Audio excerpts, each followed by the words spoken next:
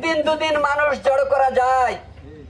আজকে একটা সংবাদ সম্মেলন হয়েছে, এইখানে যারা রয়েছেন 1000 মানুষ উপস্থিত রয়েছেন। আপনারা একে একে আরো 1000 2000 মানুষকে জিজ্ঞেস করবেন, ফেসবুকে তাদের দেয়া পোস্ট গুলো গতকাল পরশু থেকে দেখবেন খেয়াল করে। ওরা লিখেছিল যে বিএনপির দলীয় কর্মসূচি আছে, আজকে আপনারা 10টার সময় প্রসাদপুরে আসবেন।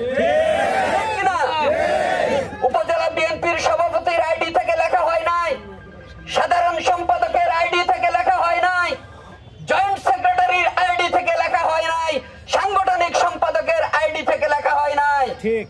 বিএনপির অনেক নিচের লেভেলের সমর্থক কর্মীরা তাদের আইডি থেকে এই কথাটা লিখেছিল।